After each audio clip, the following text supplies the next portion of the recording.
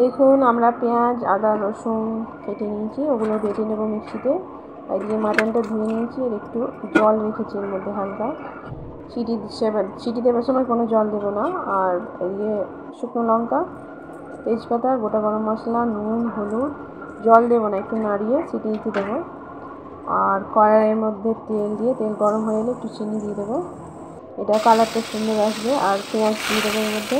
পেঁয়াজটা কিন্তু আমি অনেকক্ষণ ভাজবো, যতক্ষণ না জলটা এর মধ্যে বেরিয়ে যাচ্ছে। দেখুন, এরপর আমি নাড়াচাড়া করতেই থাকবো যতক্ষণ না পেঁয়াজটা হচ্ছে।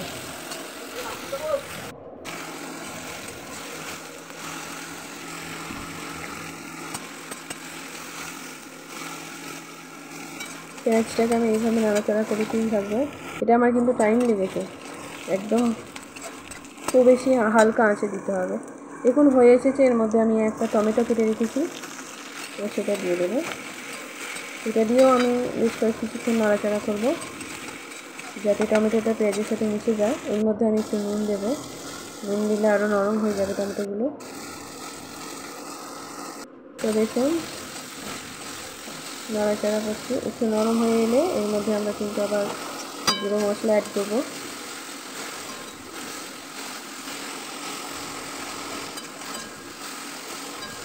আমাদের প্রায় হয়েই এসেছে। এবার আমরা এর মধ্যে গুঁড়ো মশলাগুলো অ্যাড করে দেবো আস্তে আস্তে। ধনে গুঁড়ো দিলাম, জিরে গুঁড়ো, একটু হলুদ গুঁড়ো দেবো 1 চামচ। আবারও নাড়বো। দেখুন একবারে যখন মেশা টাইপের হয়ে যাবে না, তখন এবার দেখুন হয়ে এসেছে। এবার আমরা আদা রসুনের পেস্টটা দিয়ে দেবো। আদা রসুন পেঁয়াজ এখানে 3টি ছিল, প্রথমে দেখিয়েছি। তো আমরা মশলা দিয়ে বেশ কিছুক্ষণ কষিয়ে নেব। দেখুন টমেটোগুলো ছিল বলে বোঝাই যাচ্ছে না, এত সুন্দর হয়েছে।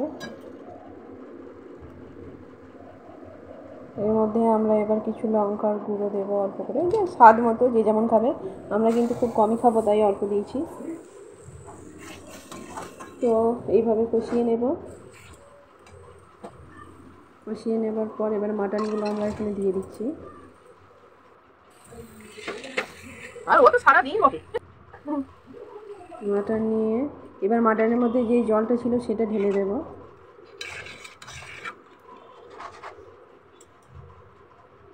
হালকা ফুটে এলে এর মধ্যে আমরা ধনেপাতা আর কাঁচা লঙ্কা দেব। দেখুন আমাদের দেওয়া হয়ে গেছে অলরেডি।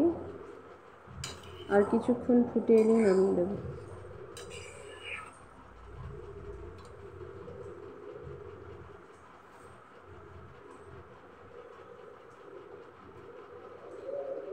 দেখুন কালার কিন্তু খুব সুন্দর এসেছে।